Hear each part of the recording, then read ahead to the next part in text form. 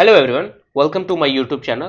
तो ये रहा हमारा आज का सवाल जो कि क्लास 12 के एक चैप्टर से है जिसका नाम है कॉम्प्लेक्स नंबर और ये एक पीवाईक्यू है, राइट। तो चलिए एक बार मैं सवाल को रीड कर देता हूँ। इफ एस एक सेट दे रखा है, z belongs to complex number such that z minus one का modulus is equal to z plus one का modulus is equal to z minus one का मॉडुलस, ठीक है। तीनों की मॉडुलस वैल्यू सेम होनी चाहिए। तो पूछा है number of elements in set S is, ठीक है। तो आपको ऐसे वैल्यूज फाइंड करने हैं z के जिसके लिए सबकी मॉडुलस सेम हो, ठीक है। तो बताने की जरूरत तो है नहीं, आपको वीडियो पॉज करना है, एक फेयर ट्राई देना है, देन आपको सॉल्यूशन देखना है। तो चलिए सॉल्यूशन को शुरू करते हैं, राइट। कहता है modulus of z minus iota is equal to modulus of z plus iota is equal to modulus of z minus one, right. तो इसमें आपको z की नंबर ऑफ वैल्यूज निकालनी है, ठीक है।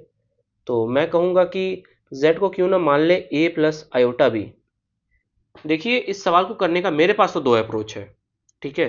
तो मैं पहला बता रहा हूँ पहले कि इससे करना है कि नहीं करना है, ये आपको एक स्टेप बाद ही पता चल जाएगा, ठीक है। तो z को आप a प्लस आयोटा बी मान लेंगे और एक बार इसे सॉल्व करेंगे। z सॉरी, अब तो मान लिया ना, a plus iota b minus iota का mod is equal to a plus iota b plus iota का मॉड, ठीक। एक इक्वेशन आपकी ये बन गई, ठीक। सेकेंड इक्वेशन है आपकी a प्लस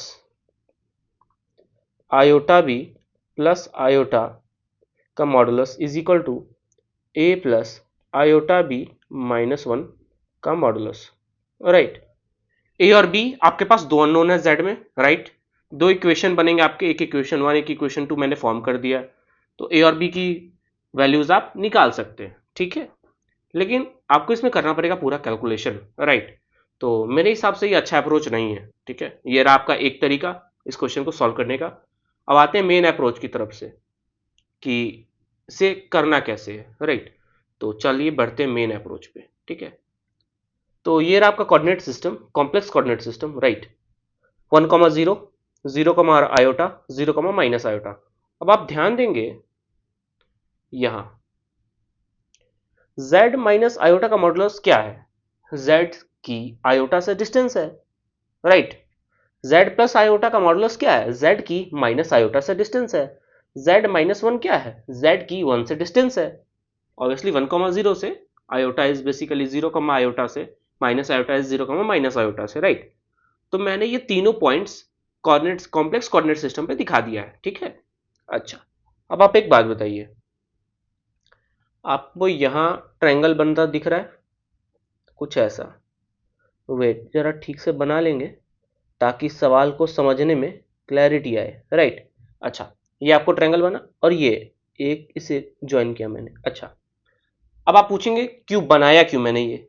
तो अब आप एक बात बताइए, तीन पॉइंट है, तीनों की डिस्टेंस एक पॉइंट से सेम होनी चाहिए। तीन पॉइंट है, तीनों एक सर्कल पे लाई करेगा, राइट। तीनों आपस में ट्रायंगल फॉर्म करेगा। याद नहीं आ रहा है कुछ? हाँ, सरकम सर्कल की बात हो रही है, सरकम सर्कल, ठीक है।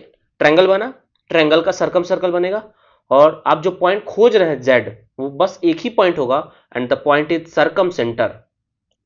हाँ, अब आया ना सवाल समझ में, राइट।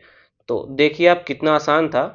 वेट, ये एक सेकंड जरा इसको बना दिया जाए, ठीक। एक सेकंड, हल्का सा, हाँ, डन। ये आपका सरकम सर्कल बन गया, दिस वन। ये जो सर्कल बना जो ट्रायंगल को सरकमस्क्राइब कर रहा है, ठीक है। ट्रायंगल को पूरा एकदम, ट्रायंगल के तीनों पॉइंट्स आपके सर्कल पे लाई कर रहे हैं, ठीक है। अब आप कितनी आसानी से देख सकते हैं कि सेंटर, अब आप देखिए आपको आसानी से दिखेगा, this is one unit, right. This is one unit, this is also one unit, ठीक है। तो अब आप देखिए कि ये, तो that point will be zero comma zero origin. क्यों, समझ में आया? क्योंकि आपका जो सरकम सेंटर होगा उसकी तीनों पॉइंट से डिस्टेंस इक्वल होगी। आपको ऐसा ही पॉइंट खोजना है, वही सरकम सेंटर होगा। और हो भी क्यों ना, रेडियस का काम करेगा वो, तो रेडियस तो सब पॉइंट से सेम ही होगा, सर्कल के किसी भी पॉइंट से। तो आप देखिए कि 0,0 से दिस इज 1 यूनिट, 0,0 से दिस इज ऑल्सो 1 यूनिट, 0,0 से this is also 1 unit. So centre will be 0,0. यही आपका एकमात्र z आएगा, z इज ओरिजिन. ठीक है, ये रहा आपका सवाल कंप्लीट. ये 2024 का एक पीवाईक्यू था, 27 जनवरी शिफ्ट 1. राइट, तो देखा आपने, मतलब इजी था ना सवाल. तो correct option is option number 1 ए. ठीक है, तो ऐसा कि कॉम्प्लेक्स नंबर का आपने सवाल देखा और आप डर गए, नहीं, ऐसा नहीं करना है. एटलीस्ट आपने देखा, आपने सॉल्व किया, एटलीस्ट आप इस अप्रोच से बनाए होते ना, इस अप्रोच से भी अगर आपने बनाया, थोड़ा टाइम लगेगा लेकिन नंबर तो मिलेगा ना. ठीक है, तो और अगर आप थोड़ा सा और ऑब्जर्वेशन को काम में लें, ठीक है, तो आपको पता चलेगा कि हाँ, थोड़ा सा कोऑर्डिनेट सिस्टम पे इसको ड्रॉ करके आसानी से बनाया जा सकता है. कुछ था ही नहीं, मतलब डायरेक्ट अगर आप कोऑर्डिनेट सिस्टम पे लिखेंगे तो क्या ही देर है, आपको पता चलेगा अच्छा सर्कम सेंटर, अच्छा ये 1 यूनिट, ये 1 यूनिट, ये 1 यूनिट, तो डायरेक्ट आप सेंटर को बोल देंगे कि हाँ भाई जेड तो आपका यही होने वाला है, सीधा ऑप्शन है, मतलब मिनट भर का सवाल है ये. ठीक है, तो चलिए आज का वीडियो यही खत्म करते हैं.